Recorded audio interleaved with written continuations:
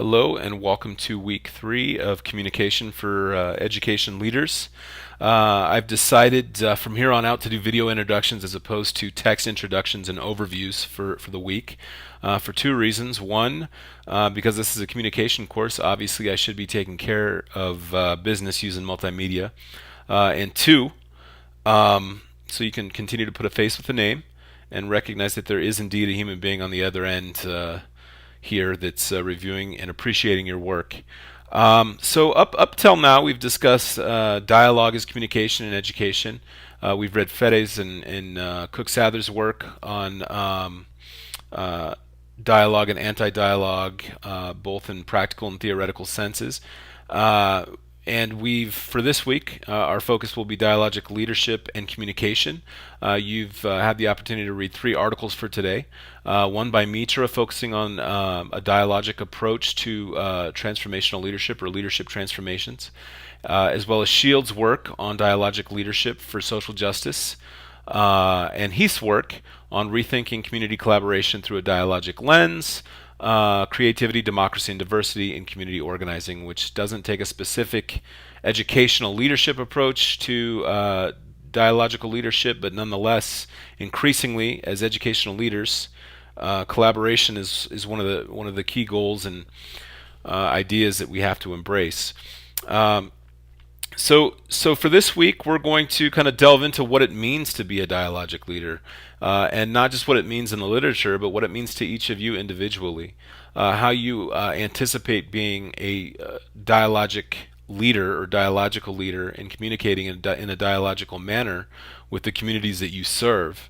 And of course, New Mexico is a very unique context, so I hope that you all focus in on your specific context within New Mexico as you kind of develop your thoughts on what it will mean for you to be a dialogical leader.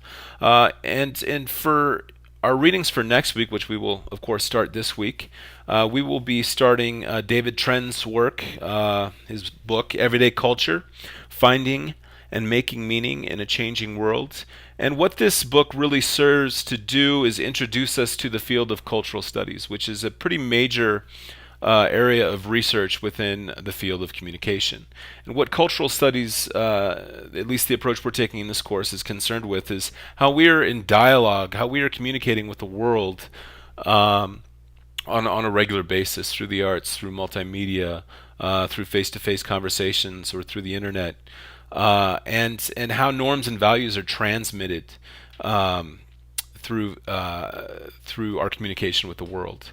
But also one of the unique approaches that Trent takes is kind of harnessing the way that we communicate with the world and translating that into socially just possibilities, which is the work that I hope all of you will take on, given the fact that we have some very particular struggles here in New Mexico that we're dealing with in terms of our graduation rates, in terms of our retention and matriculation rates in higher education, as well as poverty. So I'm very much interested in the conversations that I anticipate will ensue this week through your reflections and your position papers. I will be sure to post a prompt for your second position paper by tomorrow evening. Tomorrow evening will be Tuesday, so Tuesday at 11:59 p.m. And I'll ask that you respond to that by Wednesday at 11:59 p.m. and take some time to read through what your classmates have to say in their position papers and offer responses to them by 11:59 p.m. on Thursday. And then on Friday, we'll have our photo journal on dialogue and communication that will be due. And I will go ahead and create a spot for you all to upload that by 11:59 on the 4th, Thursday the 4th.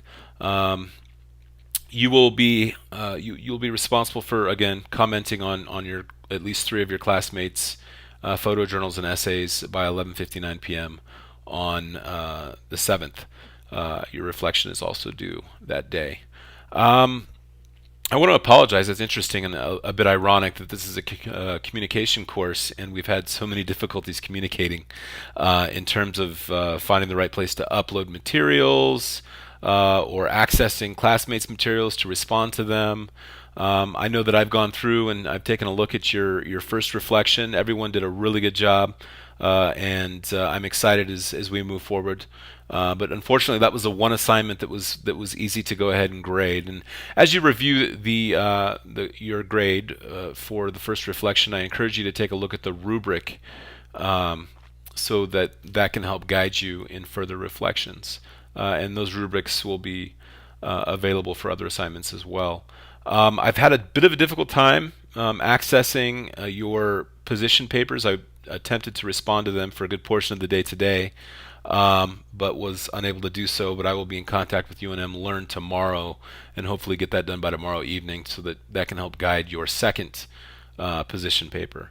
But with that, I'm going to wrap this up and say that I'm really looking forward to getting to know each and every one of you a little bit more, and also learning with and from you and the way that you approach communication, and the way that you approach the work that is education. So if you have any questions, feel free to contact me via email. I will do the best I can to be responsive and dialogical. Looking forward to the discussion this week, and wish you the best. Take care.